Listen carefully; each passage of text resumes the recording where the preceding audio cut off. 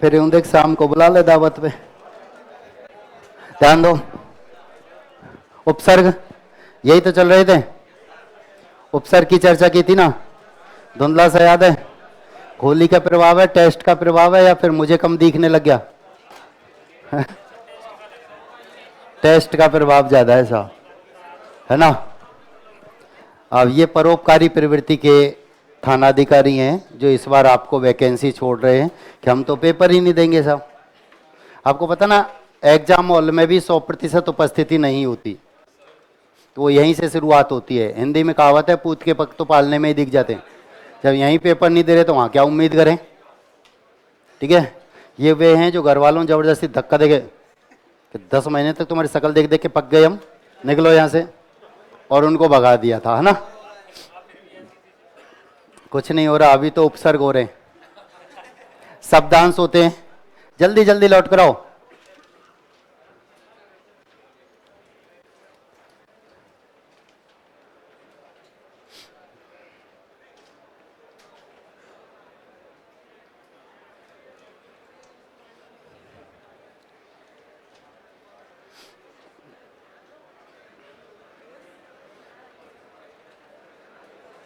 मतलब तब स्थिति सही रहते, लिखाओ आते ही साहब, जब तो हम लिखने लग जाएं।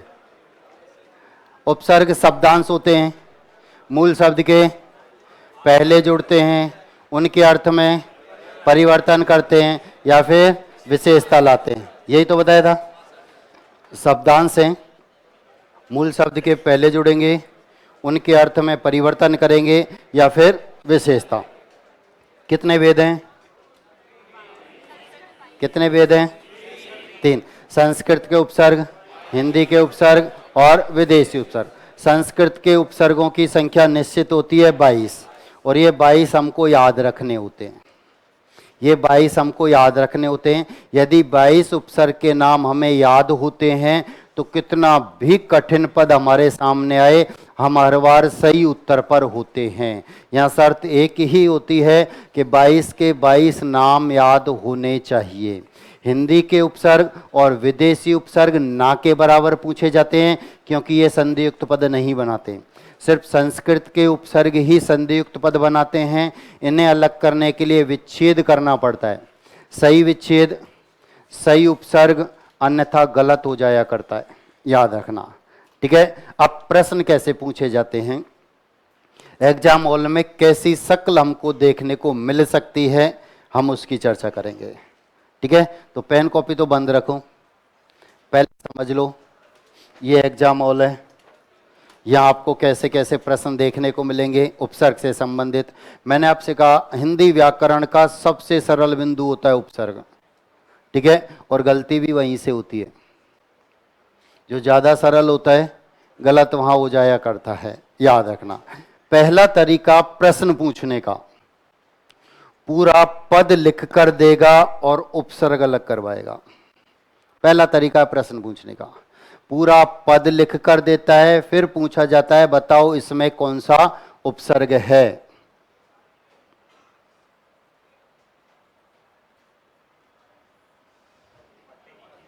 अत्यंत। प्रश्न पूछा जाता है कौन सा उपसर्ग है। ठीक है, अब हम सही विच्छेद करते हैं, सही उपसर्ग, अन्यथा गलत हो जाता है। हमारे सामने 4 ऑप्शन आते हैं, ए भी आता है, अत भी आता है, अति भी आता है, अत्य भी आता है। अब ये 4 ऑप्शन हमारे सामने आते हैं।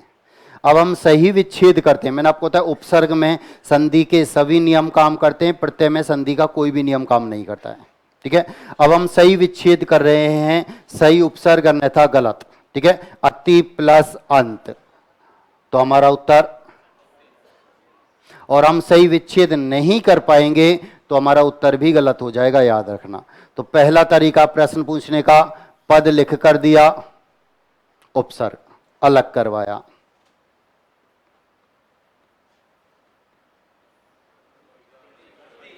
प्रति प्लस सही विच्छेद, सही उपसर्ग, अन्यथा गलत।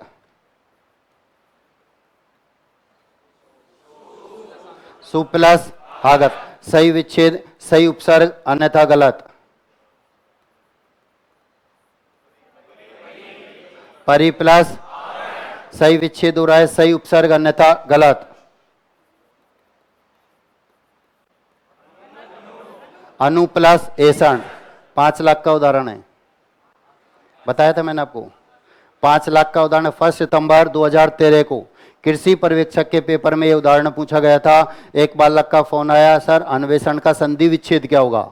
मैंने बताया अनु प्लस ऐसण। 10 मिनट बाद फिर कॉल आया, सर अन्वेषण में उपसर्ग कौन सा है? मैंने बताया अनु।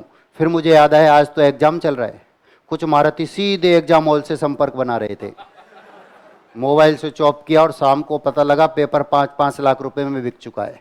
और ये पेपर फिर स्थगित हो गया था, 2015 में हुआ था 1 मार्च को दोबारा ये पेपर। तो 5 लाख का उदाहरण हल्के में मत लेना, दिनांक याद रखनी पड़ती है, तभी तुमको लगता है कि हाँ साहब सब कुछ सही चल रहा है, ठीक है। नहीं तो पेपर तो परसों भी हुआ है, याद है ना। अब गड़बड़ी कहाँ होती है, देखो अब हम तैयारी कर रहे हैं सब इंस्पेक्टर की, तो सबसे पहला काम तो हमारा ये बनता है कि पिछले जो पेपर हुए 2 तो कम से कम हम देख लें कि प्रश्न कैसे पूछे जा रहे हैं, क्या परिवर्तन हो रहा है पेपर में, इतना तो हमारा बनता है। लेकिन हिंदी में क्या होता है कि कोई भी उदाहरण किसी भी कंपटीशन का किसी में भी आ सकता है।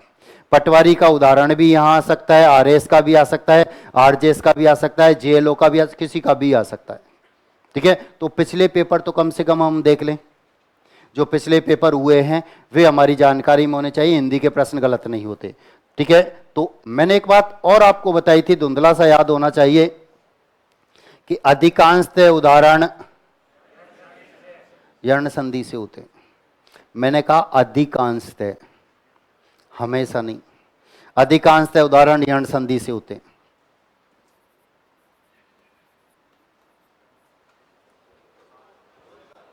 उत प्लस हार, सम प्लस सार व्यंजन संधि से भी होते हैं।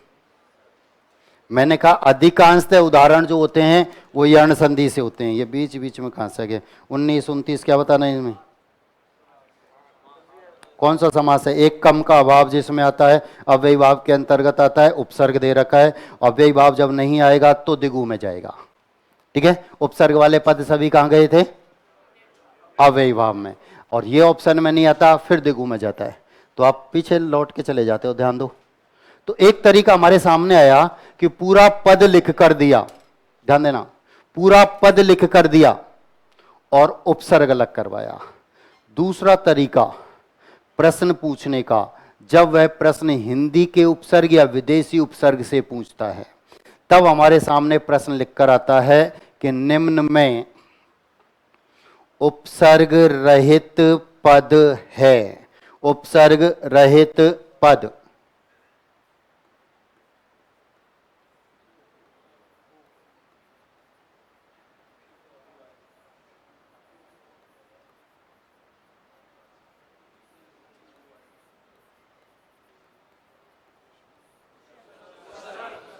चार ऑप्शन हमारे सामने आते हैं।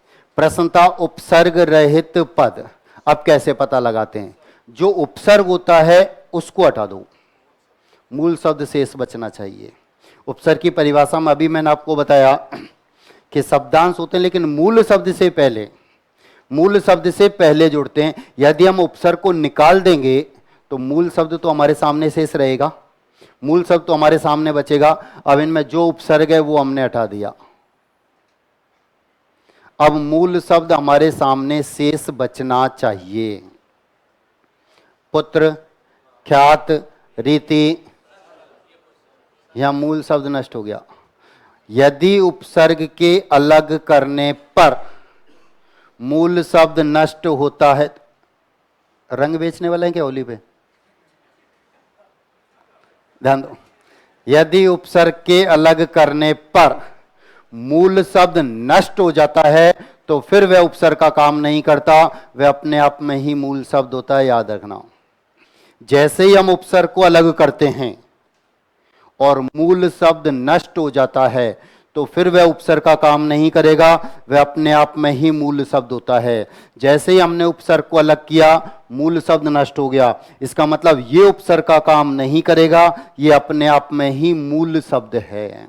प्रश्न क्या था? उपसर्ग रहित पद। यह प्रश्न पूछा गया था 12 सितंबर 2004 को। थर्ड ग्रेड अध्यापक का जो पहला पेपर था वहां यह उदाहरण था। ठीक है, अब ऐसे प्रश्न मेंस में भी आते हैं। आरएस मेंस में जब हम लिखते हैं तब हमारे सामने प्रश्न क्या आता है कि कु उपसर्ग के योग से बनने वाले 4 उदाहरण लिखिए, और हम धारा प्रवाह में लिख गए कि हम सब सही कर आए और पता नहीं ये गलत भी हो गया था वहां। तो ये स्थिति होती है। तो दूसरा तरीका प्रश्न पूछने का, पूरा पद लिख कर देता है और प्रश्न पूछा जाता है इनमें उपसर्ग रहित पद कौन सा है, यानी ऐसा पद कौन सा है जिसमें किसी भी उपसर्ग का प्रयोग नहीं हुआ है। यह दूसरा तरीका था प्रश्न पूछने का। यहां से एक बात हमारे समझ में यह आ गई कि उपसर्ग के अलग करने पर मूल शब्द नष्ट हो जाता है, तो फिर वह उपसर्ग का काम नहीं करता है, वह अपने आप में ही मूल शब्द होता है। ठीक है, अब तीसरा तरीका प्रश्न पूछने का, प्रश्न में उपसर्ग का नाम लिख कर देता है और सकारात्मक या नकारात्मक प्रश्न पूछता है। उपसर्ग का तो नाम लिख कर देगा, फिर प्रश्न सकारात्मक भी हो सकता है और नकारात्मक भी हो सकता है। कैसे? अति उपसर्ग के योग से बनने वाला पद है, किस पद में अनु उपसर्ग का प्रयोग नहीं हुआ है। यहां से प्रश्न सकारात्मक भी आता है और नकारात्मक भी आता है, याद रखना। और आज प्रत्येक कंपटीशन में कम से कम 10% प्रश्न तो नकारात्मक आते ही आते हैं। पिछले आपने यहाँ 2 पेपर दिए संधि वाले, उनमें भी लगभग 20 प्रश्न हमने नकारात्मक डाले, और उससे पहले 2018 में जो पेपर हुआ था 7 अक्टूबर को, उसमें भी 20 से 25 प्रश्न नकारात्मक ही थे, पूछे जाते हैं।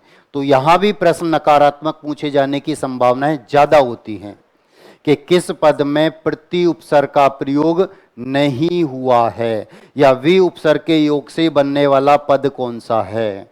और फिर 4 ऑप्शन ऐसे हमारे सामने फिर आ जाया करते हैं। आपको तरीका ये अपनाना पड़ेगा उसके लिए कि उपसर्ग आपको अलग कर देखने पड़ेंगे, और जैसे ही आप उपसर्ग अलग करते हैं और मूल शब्द बच रहा है तो उसमें उपसर्ग है, और यदि मूल शब्द नष्ट हो गया, खत्म हो गया, तो फिर उसमें उपसर्ग नहीं है। तो जो तीसरा तरीका है उसमें दूसरा तरीका आपका काम करेगा कि अति उपसर्ग के योग से बनने वाला पद है या सु उपसर्ग के योग से बनने वाला पद नहीं है।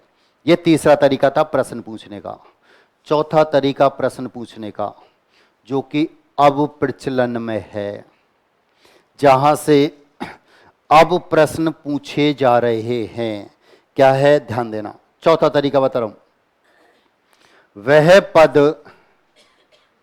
जिसमें एक से अधिक उपसर्ग का प्रयोग हुआ है, वह पद जिसमें 2 उपसर्ग का प्रयोग हुआ है। या तो सीधा सीधा लिखे कि वह पद जिसमें 2 उपसर्ग का प्रयोग हुआ है, या फिर लिखे कि वह पद जिसमें एक से अधिक उपसर्ग का प्रयोग हुआ है।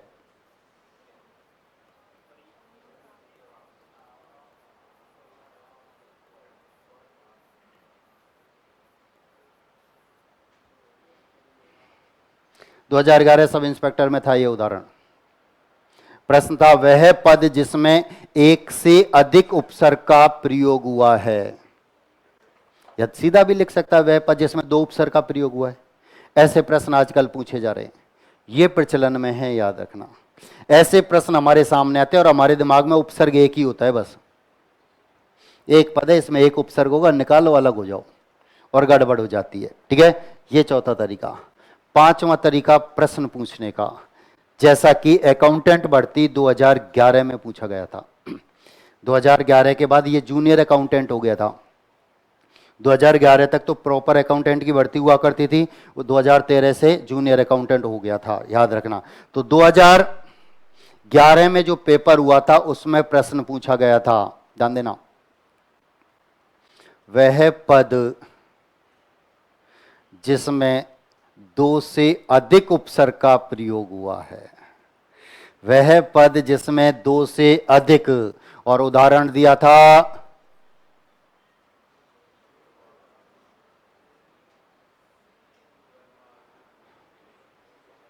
यह उदाहरण वहां पूछा गया था।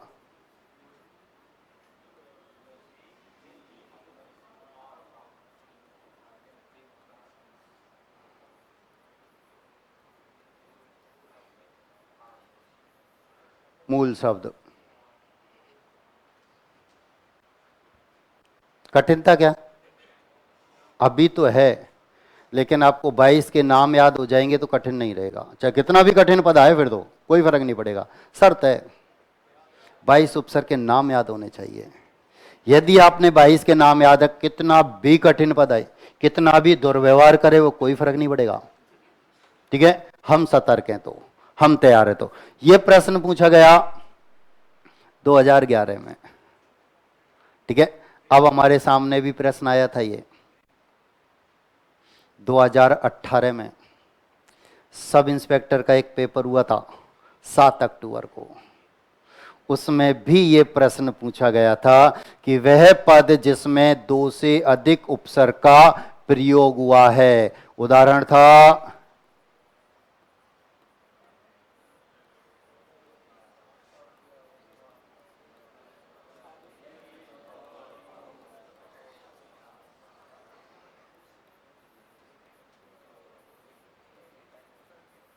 ये मूल शब्द है जिसका अर्थ होता है स्थित।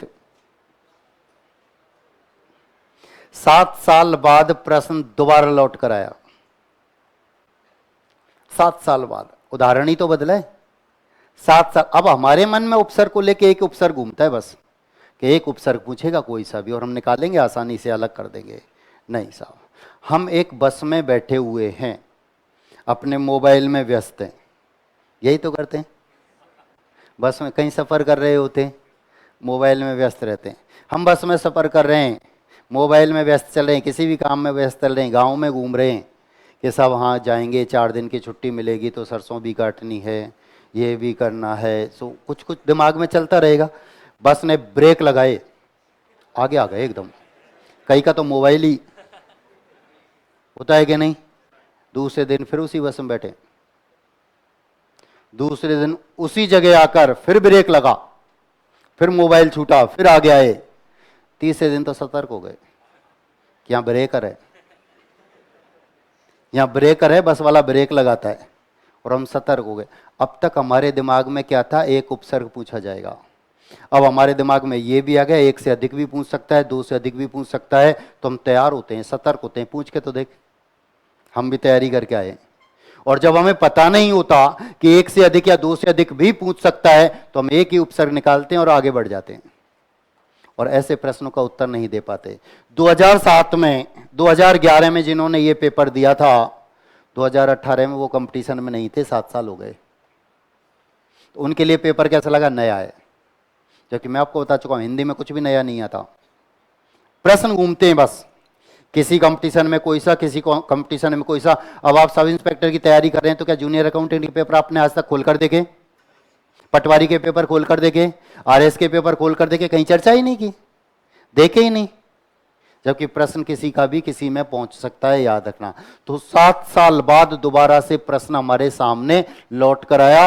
अब हमारे दिमाग में यह बात बैठ भी गई कि सब 1 भी पूछ सकता है, 2 भी पूछ सकता है, 3 भी पूछ सकता है। अभी हमें पता लगा। अब यही फायदे हैं बस कोचिंग के, और कुछ नहीं है।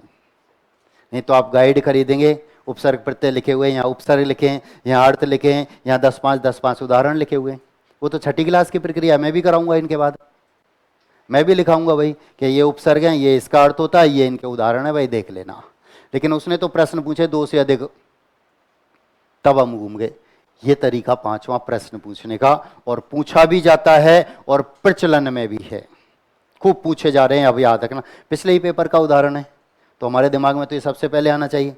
इसलिए मैंने आपसे कहा पिछले पेपर एक बार नजर करो, पिछले पेपर आपके दिमाग में होने चाहिए। और ये भी होने चाहिए कि कितने अंतराल पर प्रश्न पेपर हमारे हुए।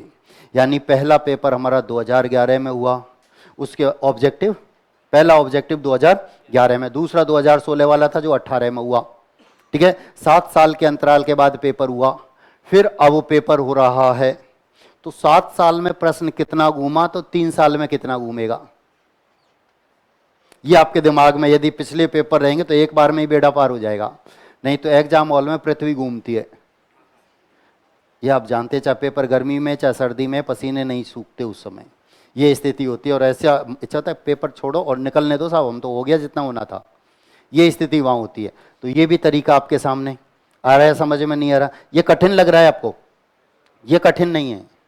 क्यों नहीं है कठिन? आपको इनको दोबारा बताऊंगा एक बार में, कब? जब 22 के नाम लिख लेंगे अपन, जब 22 हमारे सामने आ जाएंगे फिर मैं आपको बताऊंगा ये कैसे आसान हो गया। ठीक है? ये पांचवा तरीका प्रश्न पूछने का। छठा तरीका प्रश्न पूछने का, जैसा कि रीट 2015 में पूछा गया था कि वह पद जिसमें उपसर्ग और प्रत्यय दोनों का प्रयोग हुआ है, दोनों को मिलाकर प्रश्न पूछे जाते हैं। वह पद जिसमें उपसर्ग और प्रत्यय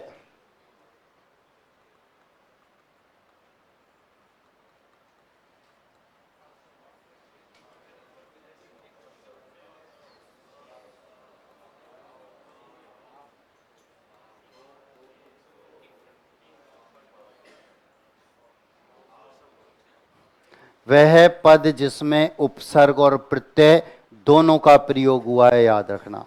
अब यहां से प्रश्न नकारात्मक भी हो सकता है कि वह पद जिसमें उपसर्ग और प्रत्यय दोनों का प्रयोग नहीं हुआ है।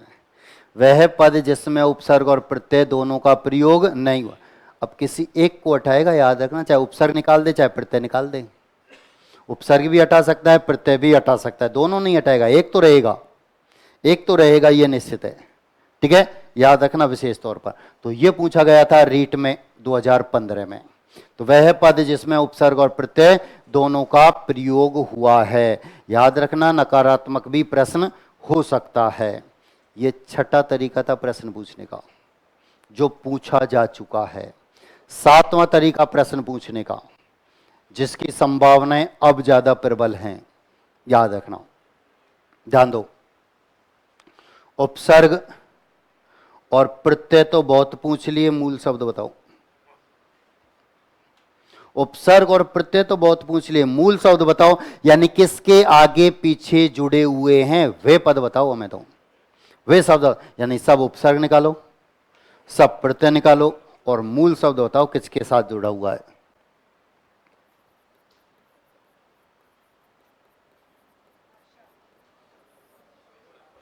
ये उदाहरण पूछा जा चुका है सब इंस्पेक्टर 2011 में, ये उदाहरण था।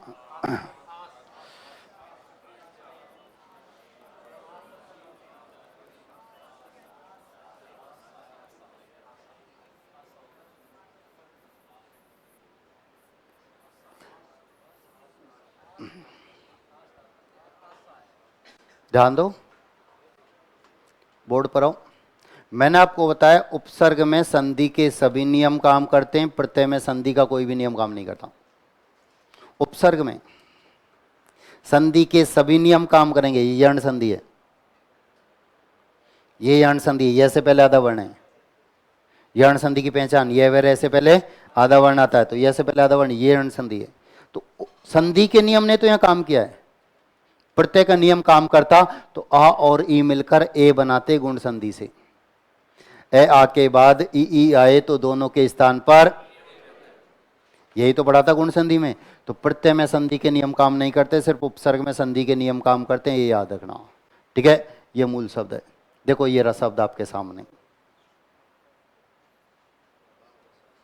अभी मैंने एक शब्द लिखा प्रत्याशा, उपसर्ग क्या है और मूल शब्द क्या है? अब इसमें मैंने एक उपसर्ग और जोड़ दिया, ए, प्रत्याशा। एक उपसर्ग और जोड़ दिया तो अप्रत्याशा। अब इसमें मैंने एक प्रत्यय और जोड़ दिया, इत, अप्रत्याशित। अप्रत्याशित यही तो बनेगा। ठीक है? तो यहां अब मूल शब्द भी पूछे जा सकते हैं। उपसर्ग अलग करो, प्रत्यय अलग करो। मूल का मतलब क्या होता है? रूढ़। रूढ़ का मतलब क्या होता है?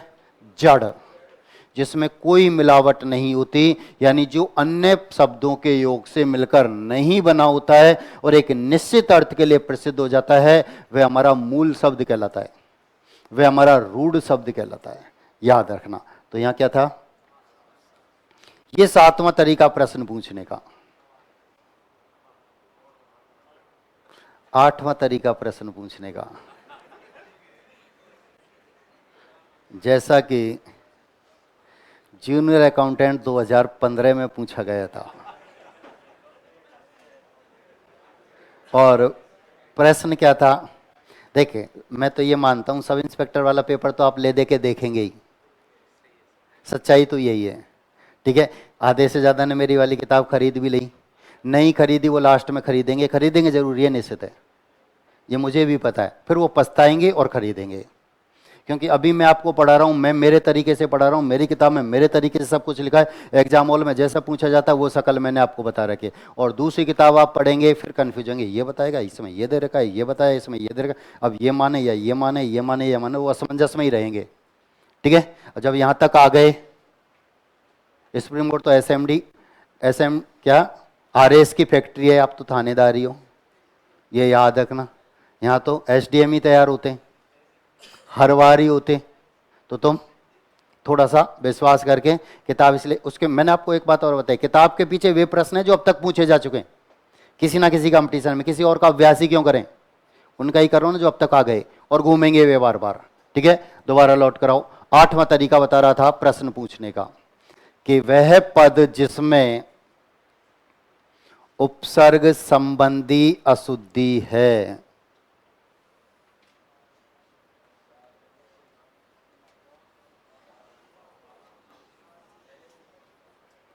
वहां 4 ऑप्शन थे, यहां 50% ऑफर है, होली ऑफर चल रहा है, 2 ही ऑप्शन।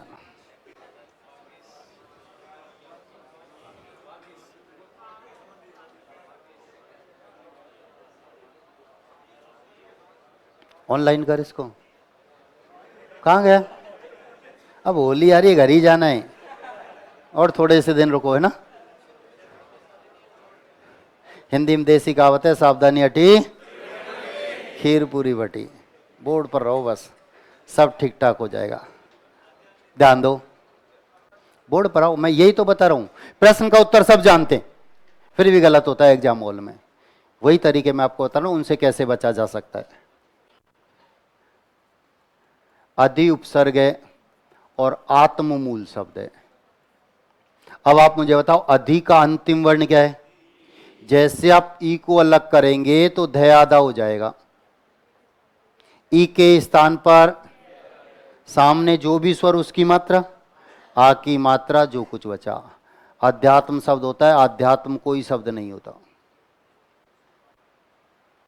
अब वागीश जो शब्द लिखा है इसमें वर्तनी संबंधी अशुद्धि है, मात्रा संबंधी अशुद्धि है, इसमें तो कोई उपसर्ग है क्या, वागीश में कोई उपसर्ग है क्या, प्रश्न क्या था,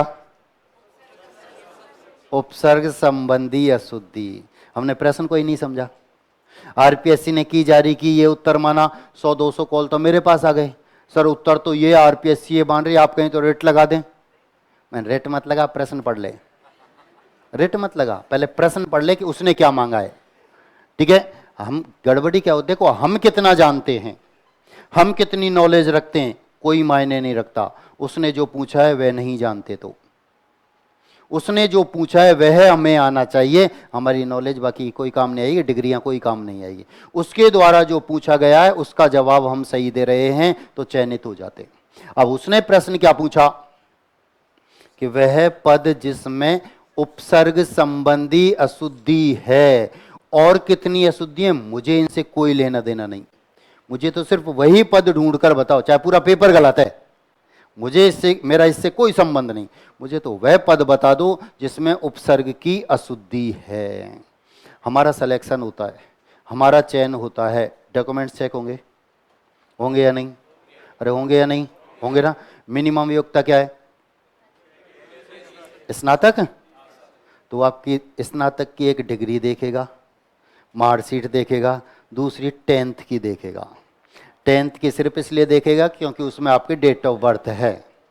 ठीक है, और उसके बाद जो उसने कम से कम योग्यता रखी थी वो देखेगा। इसके बाद आप कितनी डिग्रियां रखते हैं कोई मायने नहीं रखता, और डिग्रियों पे तो प्रश्न भी उठते हैं। आज का अखबार पढ़ना, आज का ही अखबार, आरएस के इंटरव्यू, आज के अखबार पढ़ना, प्रश्न पूछा गया, जब आपने नेट कर रखा है, पीएचडी कर रखी है, तो एसडीएम ही क्यों, क्या हुआ है, अच्छा पद नहीं है, क्या वहां आप अपने आप को गौरवान्वित महसूस नहीं करोगे, ये प्रश्न है आजकल। तो डिग्रियां, उसने जो योग्यता मांगी वो आपकी देखेगा। इसके बाद आप कितनी डिग्रियां रखते हैं कोई मायने नहीं रखता। तो वह यही देखेगा कि आपने उस गोले को नीला किया है या नहीं जिसमें उपसर्ग संबंधी अशुद्धि है, और कितनी अशुद्धि है कोई मायने नहीं रखता। इसमें तो मात्रा की अशुद्धि है, ये तो ये शुद्ध लिखा जाएगा। उसने शब्द शुद्धि का प्रश्न थोड़ी पूछा है। अगर शब्द शुद्धि का प्रश्न पूछता तो बोनस मिलता, ये भी अशुद्ध लिखा है, ये भी अशुद्ध लिखा है। ठीक है, इसमें एक प्रत्यय जुड़ता है तब आध्यात्मिक बनता है। एक प्रत्यय के नियम मैं आपको बताऊंगा डिटेल से, तब हम उदाहरण लिखेंगे, तभी हमारे सामने आएगा। यह 8वां तरीका था प्रश्न पूछने का, और पूछा भी जाता है और घूम जाते हैं और पता ही नहीं चलता। ठीक है, याद रखना। 9वां तरीका प्रश्न पूछने का, मैं आपको एग्जाम हॉल की शक्ल दिखा रहा हूं। ऐसे ही प्रश्न पूछे जाते हैं, नहीं तो मैं सीधे उपसर्ग लिखा था, ये उपसर्ग है, ये अर्थ है, ये उदाहरण है, लिखते चलो। ठीक है, इतना सही अंतर है हमारे यहाँ और संस्था में, सिर्फ इतना सा अंतर है। कहीं भी आप कोचिंग कर रहे होते आपको सिलेबस करा दिया जाता, एक एक टॉपिक गिना दिया जाता, ये सिलेबस देखो, ये भी थे, ये हो गए, ये हो गए, यहाँ ये सब कुछ भी चलता है। आज आपका टेस्ट होने वाला था लेकिन पॉलिटिकल की वजह से नहीं हुआ, राजनीति ले डूबी। अब ये मुझे थोड़ी पता था, राजनीति तो यही कहती है कि हमारा नहीं तो तुम्हारा भी नहीं होने दे। ठीक है, नहीं मेरा पेपर तो कंप्लीट था इनके पास, इन्होंने कहा कब लेना, मैंने कहा आज ही लेना है। कि आज अब कैसे लेंगे इतनी जल्दी, तो मैंने कहा मेरे नियम में तो आज ही था, मेरे रिकॉर्ड में आज ही था, पर पॉलिटिकल यहाँ के पता लगा ये भी नहीं हुआ था, गड़बड़ होगी। 9वां तरीका बता रहा था मैं प्रश्न पूछने का। अब ध्यान दो, ये प्रश्न पूछा गया था 27 दिसंबर, वो 2 थानेदार व्यस्त हो गए, थोड़ा सा लौट के आए, देख, हाँ आ जाओ। 27 दिसंबर 2019 को जेएलओ का एक पेपर हुआ था। वहां प्रश्न पूछा गया था, किस पद में सर्वाधिक उपसर्गों का प्रयोग हुआ है। अब 4 पद लिख कर दे, इसका मतलब क्या हुआ, अब चारों में कितने कितने उपसर्ग हैं सब अलग करने, और फिर देखना है सबसे ज्यादा किसमें, किसी में 1 मिलेगा, किसी में 2 मिलेंगे, किसी में 3 मिलेंगे, किसी में मिलेगा ही नहीं। 4 ऑप्शन हमारे सामने आएंगे और प्रश्न क्या था, सबसे अधिक उपसर्ग किसमें है, वह पद हमको ढूंढकर बताना है। यह प्रश्न विपरीत भी हो सकता है, वह पद जिसमें सबसे कम उपसर्ग का प्रयोग हुआ है। ये ज्यादा भी पूछ सकता है तो कम भी पूछ सकता है। ये 9वां तरीका था प्रश्न पूछने का।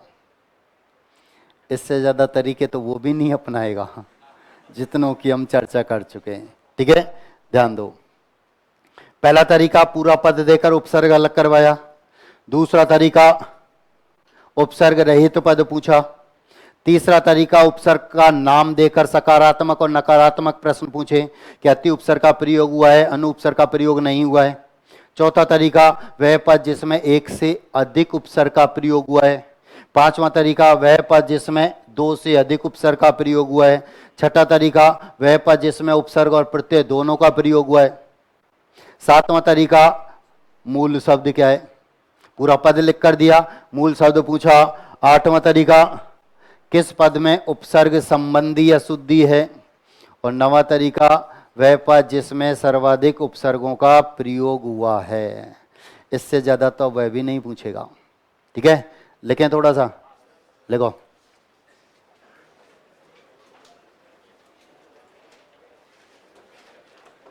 हेडिंग डालेंगे उपसर्ग, लिखेंगे वे शब्दांश जो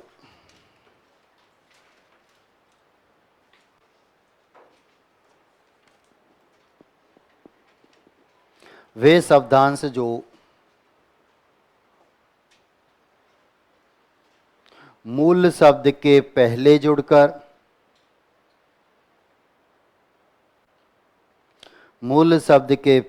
जुड़कर उनके अर्थ में परिवर्तन कर देते हैं या उनके अर्थ में परिवर्तन कर देते हैं या विशेषता लाते हैं या विशेषता लाते हैं, उन्हें उपसर्ग कहते हैं। उन्हें उपसर्ग कहते हैं।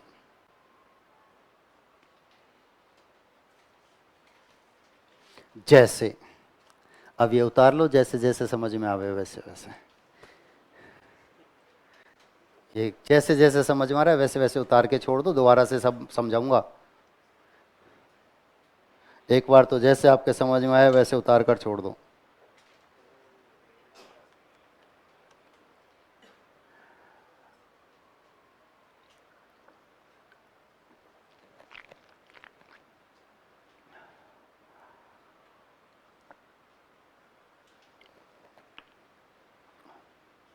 कुछ थाना अधिकारी गड़बड़ी कर गए थे, कोई फोटो खींच रहा था, कोई लिखने में व्यस्त था जब समझा रहा था तब।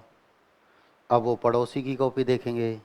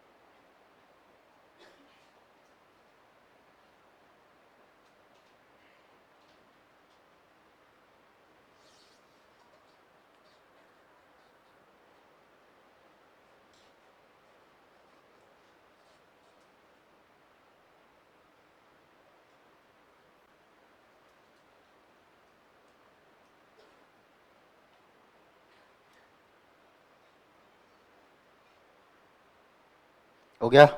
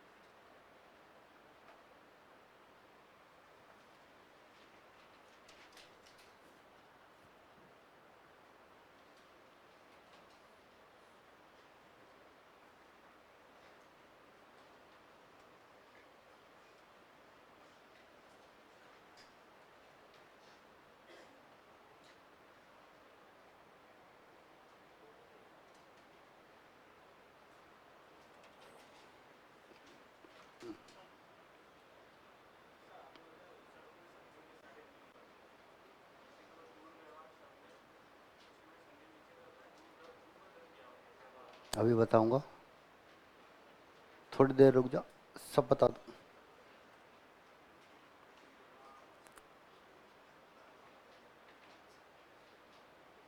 हो गया? पन्ना पलटें? कितने जो उतार रहे हैं? अभी तो आधे से ज़्यादा है।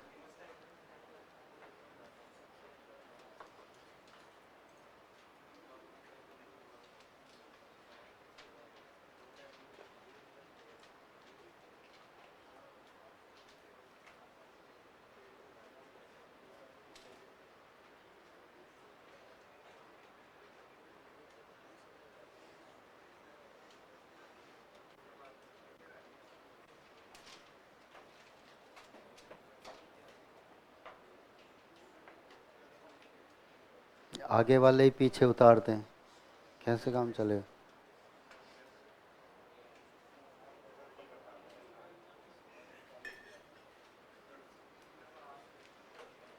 एक ये भी उतार लो छोटा सा, फिर आगे की चर्चा करेंगे हम।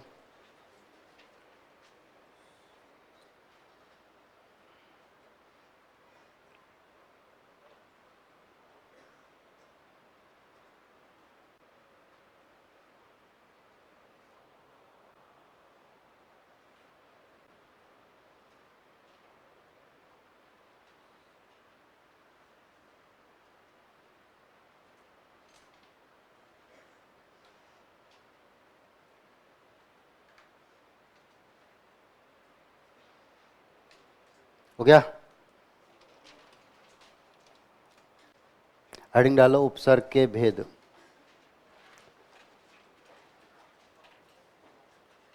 उपसर्ग के भेद 3 है, तीनों नाम आप उतारेंगे। संस्कृत के उपसर्ग, हिंदी के उपसर्ग और विदेशी उपसर्ग।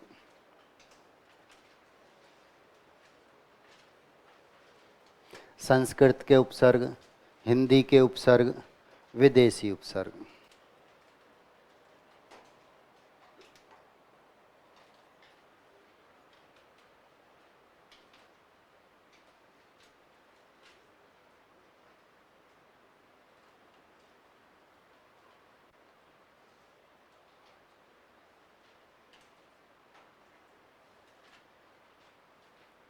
हेडिंग डालेंगे संस्कृत के उपसर्ग।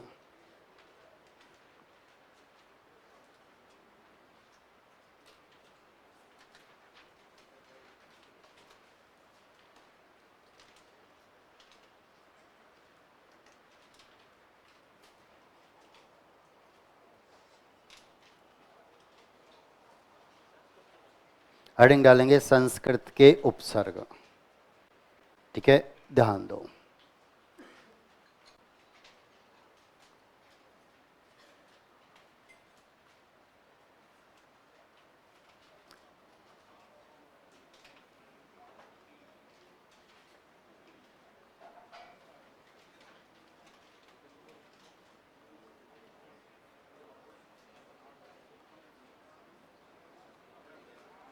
उतारते चलो, उतारते चलेंगे। और बड़े लिखूं? पहले बोल दूं तो ए के लिखो अब, अप, अति, अधि, अभी, अपि, अनु, आ। उ के लिखेंगे उत, उप, उत, उप।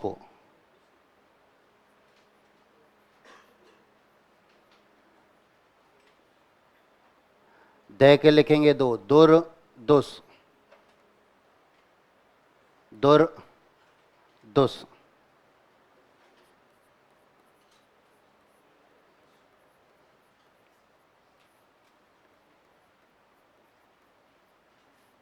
न के लिखेंगे 3, नि, निर, निस, नि, निर, निस।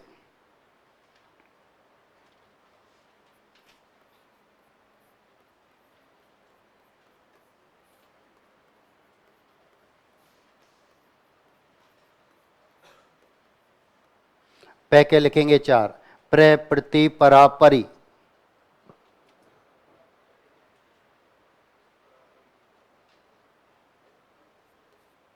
व का लिखेंगे 1, वी। सेल के लिखेंगे 2, सु, सम, मैल अंत है।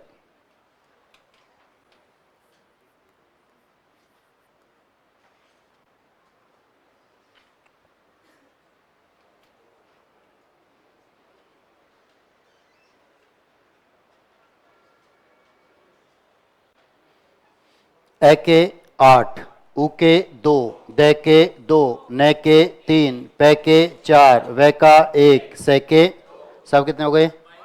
ठीक है, अब लिखने का काम हो गया तो पेन कॉपी बंद करो, बोर्ड पर आओ।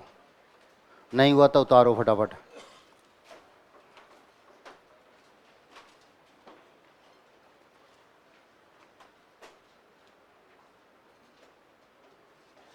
हमें ये 22 उपसर्ग के नाम याद होने चाहिए। यदि ये 22 उपसर्ग के नाम याद होते हैं तो कितना भी कठिन पद हमारे सामने आए हम हर बार सही उत्तर पर होते हैं। कैसे? अब बोर्ड पर आओ। कुछ कलम चल रही है अभी, बंद करो, बोर्ड पर आ जाओ। अभी अभी हमने एक शब्द खोला था,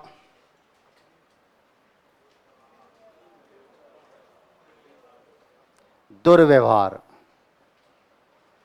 प्रश्न क्या था कि वह पद जिसमें 2 से अधिक उपसर्ग का प्रयोग हुआ है, यही तो प्रश्न था हमने जब इसे खोला था। वह पद जिसमें 2 से अधिक उपसर्ग का प्रयोग हुआ है। अब प्रश्न क्या है? दुर्व्यवहार में मूल शब्द क्या है? अब प्रश्न क्या है? दुर्व्यवहार में मूल शब्द क्या है?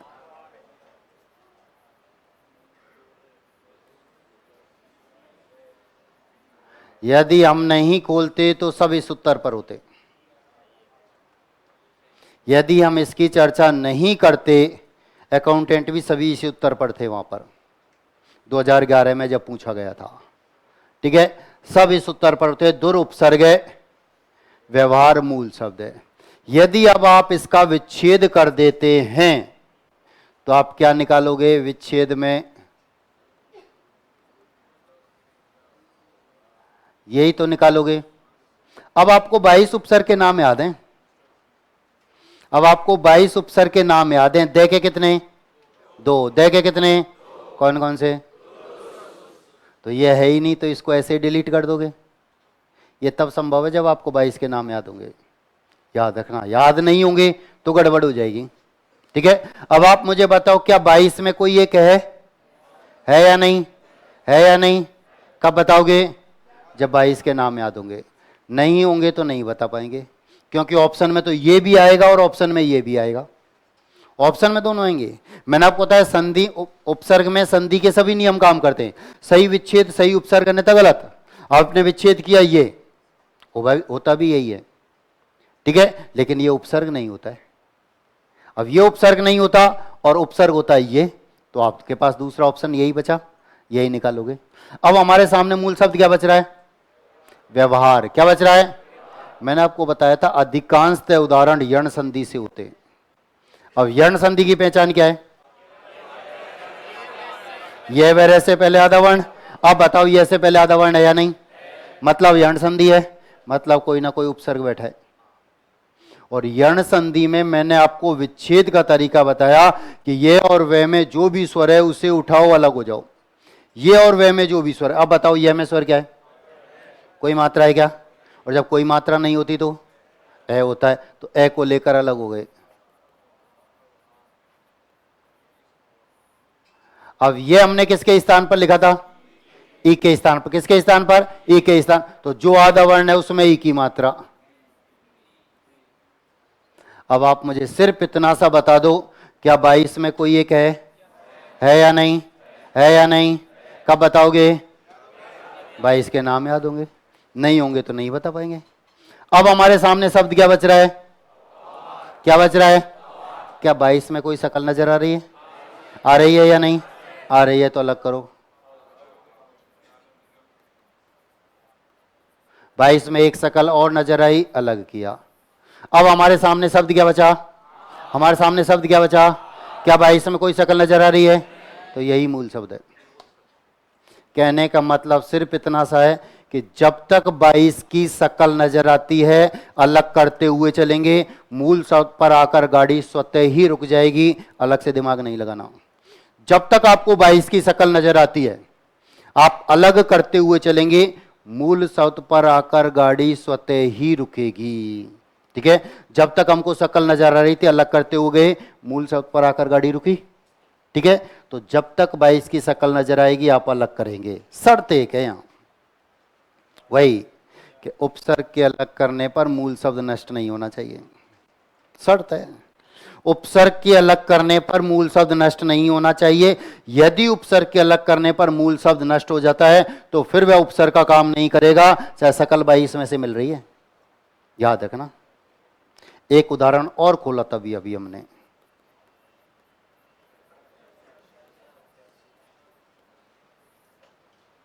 ध्यान दो, इसमें एक उपसर्ग ऐसा है जो आपको स्पष्ट दिखाई दे रहा है। कौन सा? हिंदी का है। और मैंने बताया हिंदी के उपसर्ग और विदेशी उपसर्ग तो मूल शब्द के आगे लिखे हुए ही नजर आएंगे।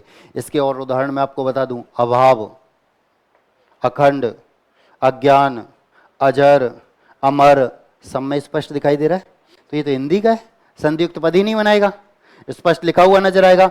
सबसे पहले आपने इसको ही अलग किया,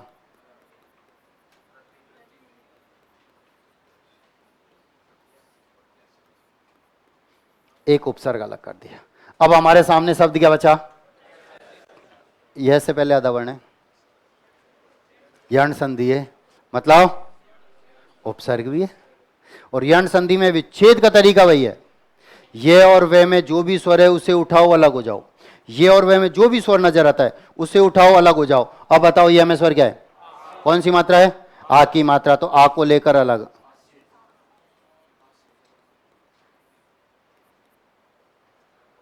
ठीक है। अब ये हमने किसके स्थान पर लिखा? ई के स्थान पर। किसके स्थान पर? तो जो आधा वर्ण है उसमें ई की मात्रा लगाओ। आधा वर्ण क्या है? तय, तो तय में ई की मात्रा लगाओ। बताओ 22 में कोई एक शकल है या नहीं? है या नहीं? कब बताएंगे? जब 22 के नाम याद होंगे। अब हमारे सामने शब्द क्या बचा? 22 में कोई शकल नजर आ रही है? आ रही है या नहीं? आ रही है, तो अलग कर दो। और जैसे ही हमने उपसर्ग अलग किया मूल शब्द नष्ट हो गया। जैसे ही उपसर्ग अलग किया मूल शब्द नष्ट हो गया। इसका मतलब यहां ये उपसर्ग का काम नहीं करेगा। अब इसमें कोई उपसर्ग नहीं है, यदि प्रत्यय तो अलग कर दो, उपसर्ग का काम तो खत्म हो चुका है। अब इसमें से सिर्फ आप प्रत्यय निकाल सकते हैं।